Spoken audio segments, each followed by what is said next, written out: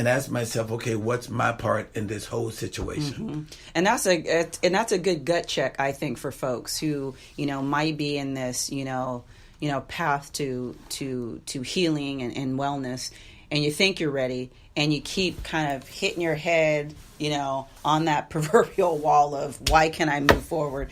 I think you could look back to if things kind of aren't changing, and sometimes change is just different. Different. Change doesn't have to be progress up this way. Sometimes you just got to get off and just take a just quick right. And that's okay. Right, it is okay. But if your circumstances aren't changing, then you're not taking true accountability of, as what you said, what's my part in this? Exactly. And really jumping in and taking accountability. And I'm telling you, sometimes we can't resolve all of societal's ills, but we have to start with ourselves. And I think if we start to take inventory of, okay, what's my part in X situation?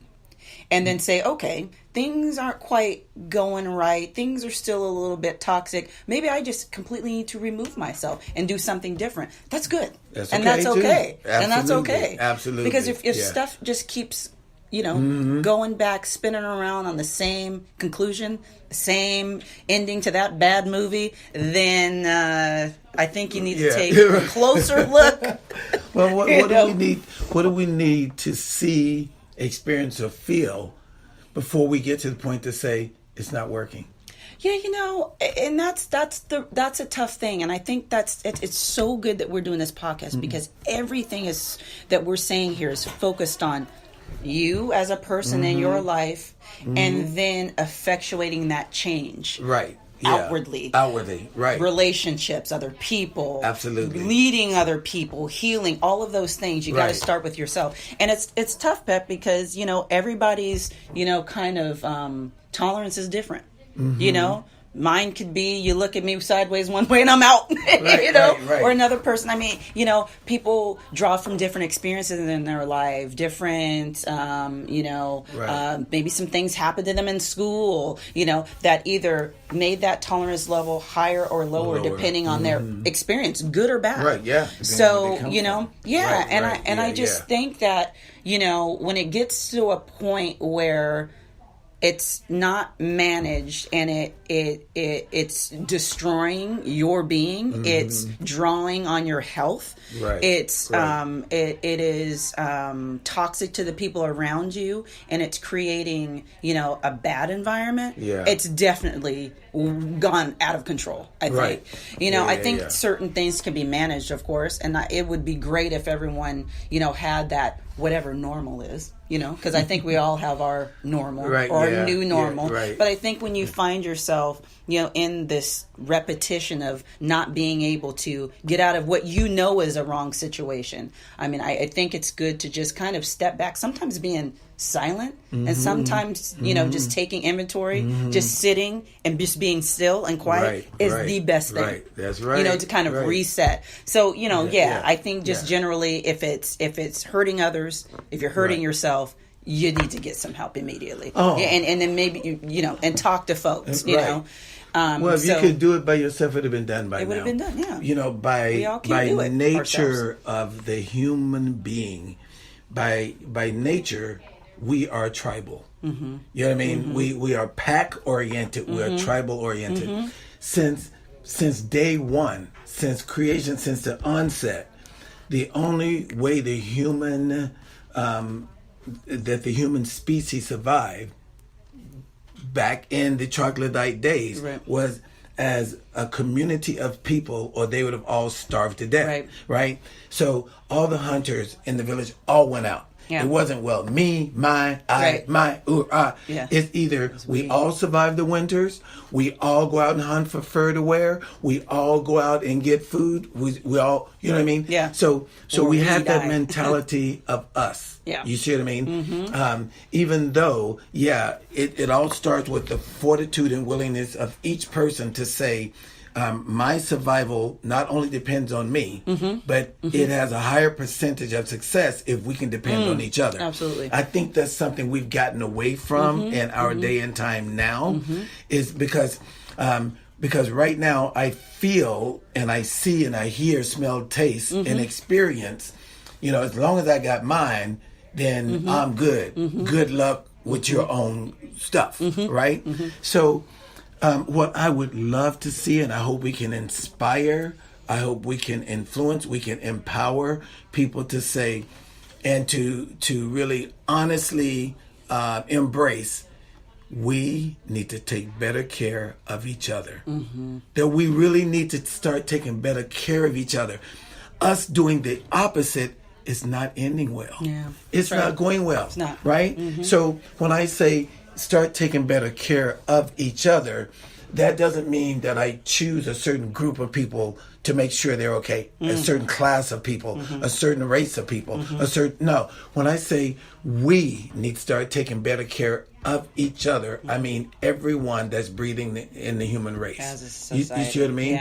Yeah. As a people overall. Because if we don't take better care of each other, we're going to lose the planet. We're all out of here. If we have enough rocket man or whatever, and it doesn't matter which part of the globe they're sitting on with the red button on their desk, if we don't live in more forgiveness, compassion, let love lead the way, right? If we don't do this, none of us are going to make it. We don't understand that none of us are going to make it.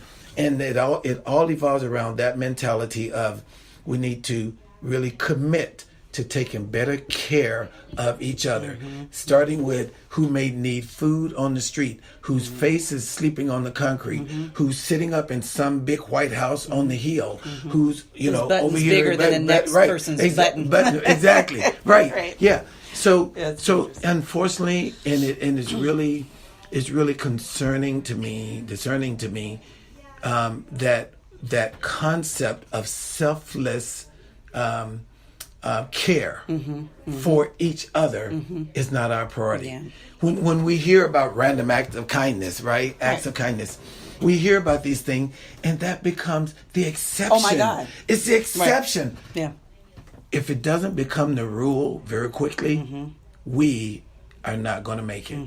Well, can I say I appreciate the distinction that you're making here, because we're talking about self-care and then making sure we have the foundation to spread to illuminate that out. Right. To illuminate that out. Right. What we're doing here is we're not spreading, the whole idea of individualism. Right. Not at all. That's not what this is Not about. to the point of And I total appreciate this because segregation. this is about, healing a society of people. Right. But what we're saying is we have to make sure that ourselves individually are conscious, aware, healthy to do those things that we are set on this on this earth to do. And so we want to make sure that our listeners understand that that's where we're coming from on this with the healing individual, so we can be better, absolutely. You're right. people in society to spread those ideals that we talk about, to heal America, to heal society, to heal everyday Californians. Absolutely. Because it starts with self, but it's in no way individualism. We No, don't subscribe to that. No. So I like that. I think we've heard.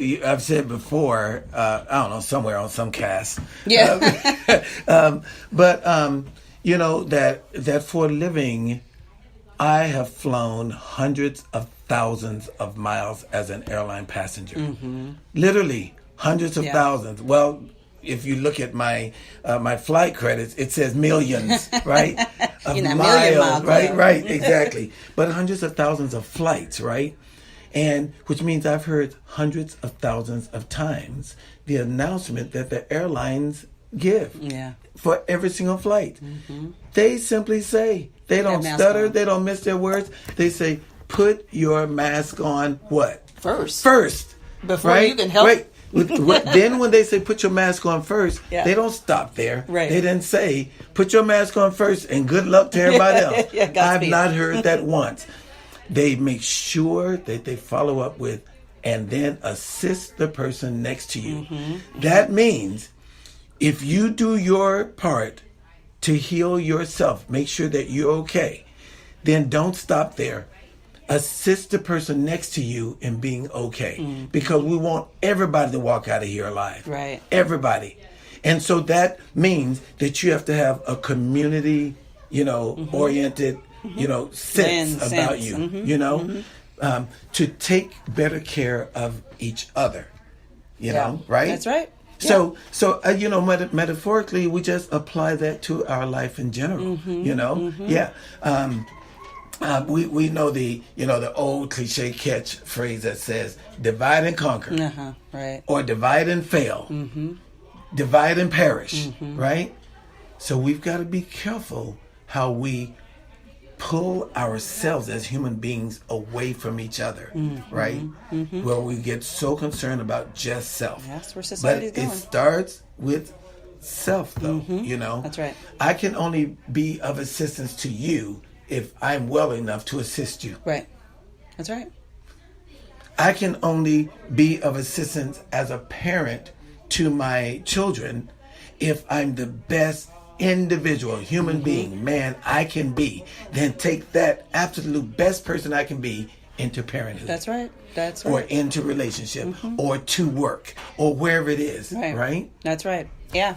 And a lot of folks too, it's they can go out there, they can help, they can heal, but they themselves are broken. And at some point, that fizzles out for that individual.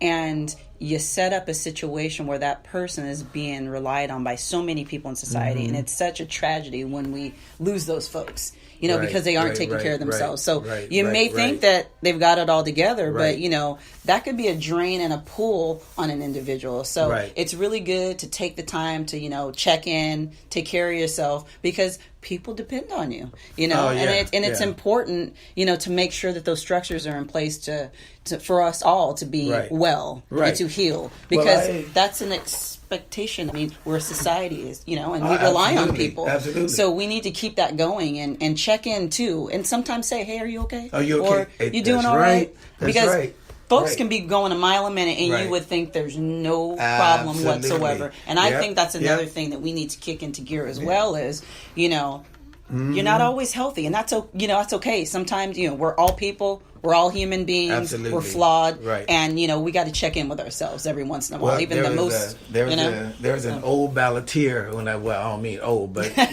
old timer, meaning old school OG right now. His name was Smokey Robinson. Yeah. His name is Smokey Robinson, and Smokey put out a song, back in the day called "Tears of a Clown." Yeah. Right?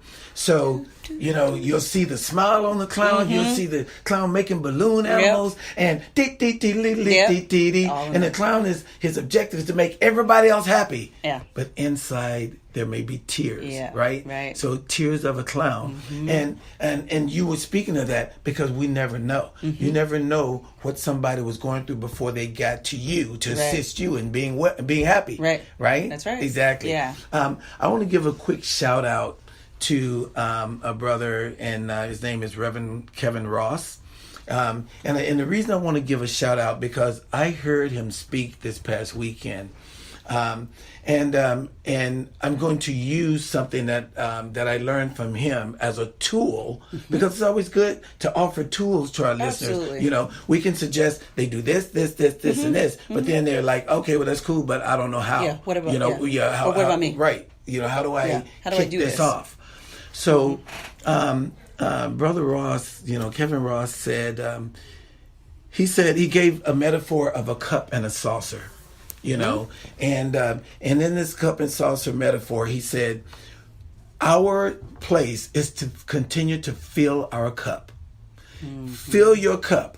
Continue to fill your cup until it overflows. Right? That to get in the mindset that we are to live in abundance. What's available to us. If education is available, go get educated. If this is available, go do that. If passion and living your dream is available, go live your passion and dream. Whatever it is, fill your cup. Educate yourself. Eat as nutritionally sound as possible. Move your body.